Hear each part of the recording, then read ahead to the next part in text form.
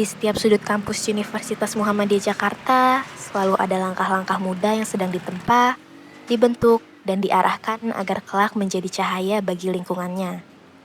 Mereka datang dari berbagai daerah, membawa mimpi, harapan, bahkan kegelisahan tentang masa depan.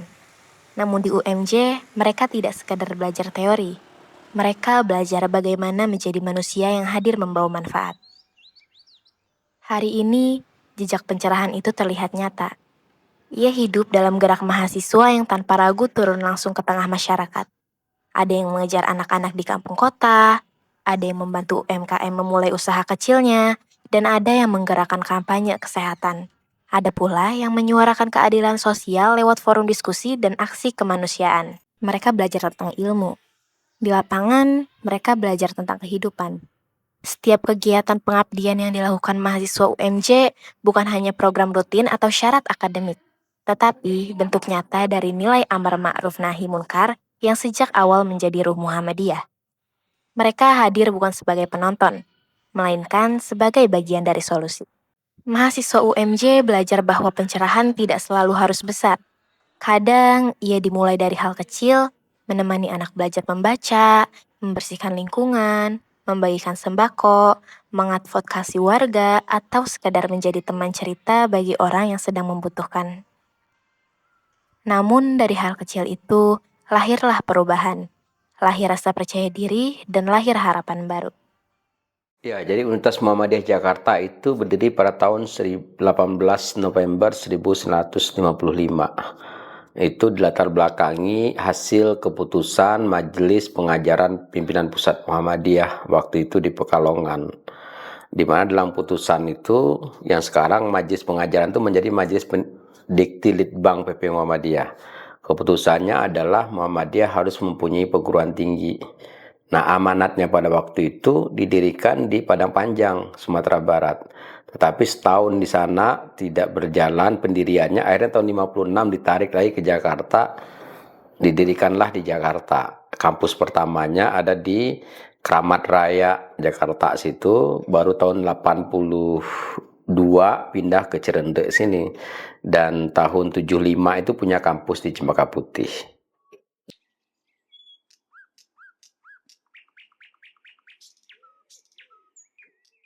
Ya, tokoh tentu sebenarnya karena ini milik Perserikatan Muhammadiyah, ya tokoh Muhammadiyah pada tahun 55 waktu itu gitu loh.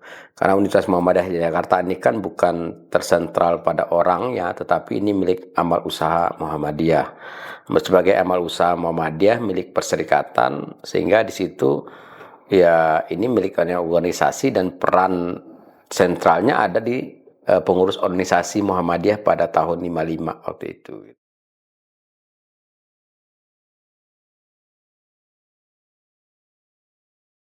Iya, faktor yang mendukung perkembangan Universitas Muhammadiyah Jakarta pada saat sekarang ini tentu lokasinya ya. Lokasi kita yang sangat strategis, UMJ ini berada di perbatasan antara DKI Jakarta dan Banten. Kemudian kita juga punya kampus A-nya di Cempaka Putih. Sehingga kemudian ini menjadi keuntungan bagi Universitas Muhammadiyah Jakarta untuk bisa maju ke depannya. Dan Universitas Muhammadiyah Jakarta sekarang dengan posisi yang strategis itu terbukti peminat mahasiswa barunya setiap tahun itu tidak kurang dari 44.000, sehingga student body kita itu sampai 20.000 secara keseluruhan. Makanya kemudian itu menjadi faktor kekuatan dan pendukung kemajuan UMJ saat sekarang ini. Dan terbukti dari tahapan-tahapan kemajuan dari berdirinya dulu, fokus pindah kampusnya di sini tahun 82, terjadi perubahan yang signifikan baik dari segi bangunan maupun mutu. Dan Universitas Muhammadiyah Jakarta pada tahun 2024 sudah terakreditasi unggul oleh Badan Akreditasi Nasional secara institusi, prodinya lebih dari 50% juga sudah unggul, sehingga kemudian menjadi kelebihan bagi UMJ untuk terus bisa bersaing di masa-masa kedepannya gitu.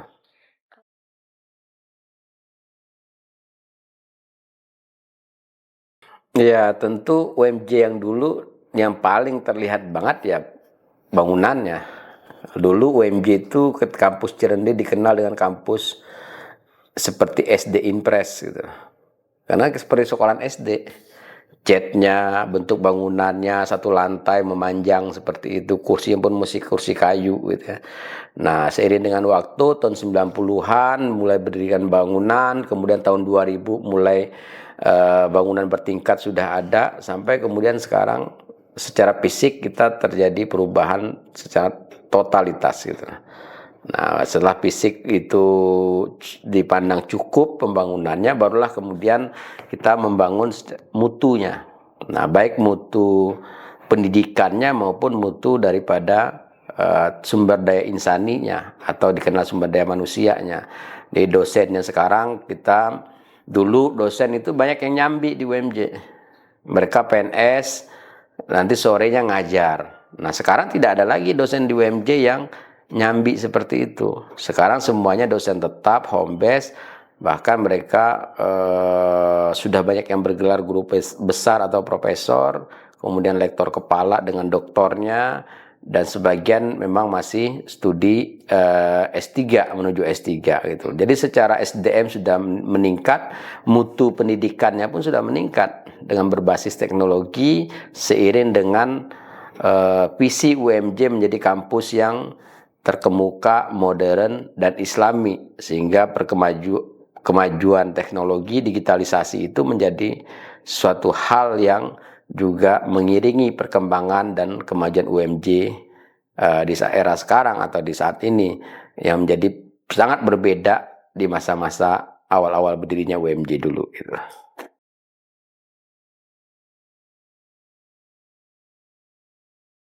Ya, faktor yang mendukung perkembangan di UMJ ini tentu faktor komitmen daripada pimpinan dan seluruh sivitas akademika UMJ. Jadi pimpinan yang berpunya komitmen untuk mewujudkan UMJ yang lebih baik, didukung oleh seluruh sivitas akademikanya, baik mahasiswa, kemudian dosen, pegawai. Nah, ketika itu sudah satu visi, maka itu menjadi kekuatan yang luar biasa bagi UMJ untuk menjadi kampus yang maju. Apalagi Universitas Muhammadiyah Jakarta ini kan merupakan kampus milik Perserikatan Muhammadiyah yang paling tua, paling pertama, yang kemudian melahirkan Universitas Muhammadiyah Surakarta, melahirkan Universitas Muhammadiyah Malang, melahirkan Universitas Muhammadiyah Jogja. Semuanya lahirnya dari sini, karena sebagai universitas pertama yang dimiliki oleh Muhammadiyah seperti itu.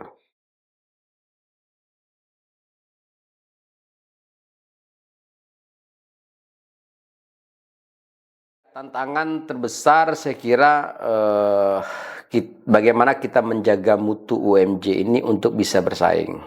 Apalagi kampus UMJ ini kan di kota besar ya, dikelilingi oleh kampus-kampus swasta lain dan juga negeri. Nah, tentu kita bisa bersaing, kita tetap menjadi pilihan calon mahasiswa baru, tujuan perkuliahan daripada calon-calon mahasiswa baru tadi itu, kalau kita mampu menjaga mutu. Jadi mutu menjadi kunci dan jawaban untuk bisa bersaing. Maka tantangan UMJ ke depan itu menjaga mutu ini. Kalau mutu terjaga, saya yakin kita tidak akan ditinggal oleh calon-calon mahasiswa baru tadi itu. Yang kedua adalah tentu tantangan ke depan itu bagaimana kita menyiapkan sistem pembelajaran yang berbasis teknologi, artificial intelligence, berbasis digital gitu ya. Nah, kita sedang menuju ke sana untuk mempersiapkan sistem perkuliahan berbasis digital, artificial intelligence, ditambah lagi ke depannya itu kita menuju kampus yang segala sesuatunya itu terkoneksi satu dengan yang lainnya. Nah, seperti sekarang misalnya kita surat tidak manual lagi, sudah e-surat. Kemudian permohonan-permohonan kita sudah buat satu sistem yang itu bisa melayani mahasiswa tanpa dia bertemu dengan pegawai gitu. One stop center gitu ya. Jadi pelayanan terpadu di mana semua permohonan surat dan segala macam itu bisa dilakukan secara online. Nah, itu ciri-ciri kampus modern tadi dengan memanfaat teknologi. Nah, tantangannya UMJ ke depan bagaimana mewujudkan itu agar bisa setara dengan kampus-kampus lain yang memang juga semuanya sudah menggunakan teknologi. Karena di era sekarang Ya, mau tidak mau teknologi itu menjadi suatu kebutuhan, baik di perguruan tinggi maupun dunia pendidikan di bawahnya. Dan UMJ yakin bisa mempersiapkan itu semuanya dan menjaga mutu, sehingga kemudian ke depannya UMJ masih bisa diterima oleh masyarakat, tetap pada khitohnya, tetap pada tujuannya untuk mendidik generasi masa depan bangsa. Dan Muhammadiyah melalui UMJ sebagai ladang ataupun sarana dakwah amar ma'ruf nahi mungkar tadi itu gitu.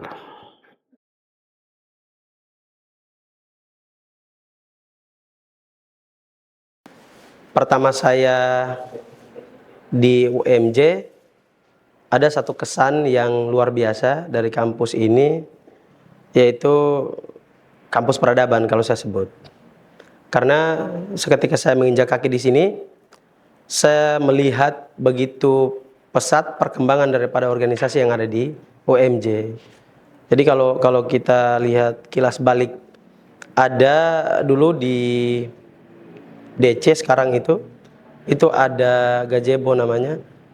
Nah, itu di situ pusat peradaban pengetahuan, di mana saya melihat setiap organisasi, semua organisasi yang ada di UMJ itu prosesnya di sana. IMM, BEM, himpunan, LSO, tapak suci, semua elemen kelembagaan yang ada di UMJ ada di situ. Diskusi, kajian, presentasi, gitu. Jadi kesan pertama saya lihat dan saya hadir di UMJ, ya kampus ini kampus peradaban.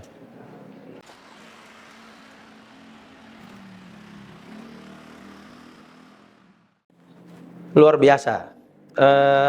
Peran daripada UMJ ini sangat luar biasa untuk individu ya.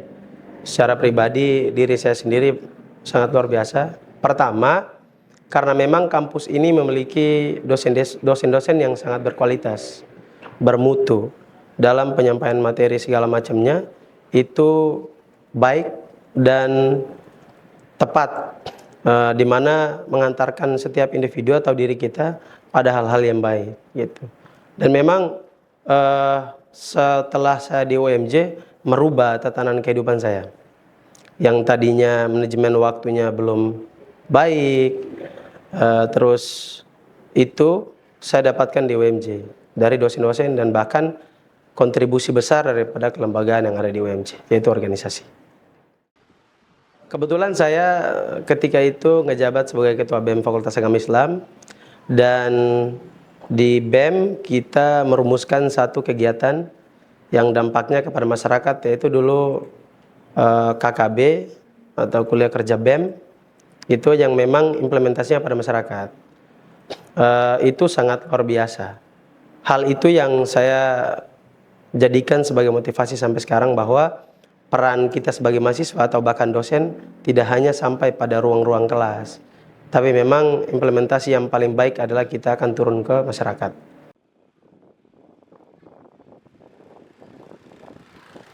Kalau yang saya amati ya dalam pendidikan hari ini, teman-teman lebih fokus pada, dan itu program yang sudah ada memang, KKN katakanlah, PPL katakanlah, tapi itu dijawab dalam organisasi yang ada di UMJ, lebih khususnya di Fakultas Agama Islam. Teman-teman mahasiswa di Fakultas Agama Islam itu sudah mulai berperan penting lah, gitu. Bukan hari ini saja, tapi memang dari dulu, gitu. Nah, sejauh ini dengan perkembangan teknologi yang sangat luar biasa, pemahaman serta kontribusi teman-teman mahasiswa hari ini sudah luar biasa sebenarnya, gitu. Hanya saja kita perlu ada pembangunan implementasi terhadap masyarakat itu lagi, lewat kegiatan-kegiatan yang kemudian dilakukan oleh teman-teman mahasiswa itu di BEM, IMM, himpunan atau bahkan LSO-nya. Dan kalau dilihat memang sudah sangat berkontribusi. Beberapa kegiatan-kegiatan yang kebetulan saya juga hadir yaitu sudah sangat berkontribusi untuk masyarakat.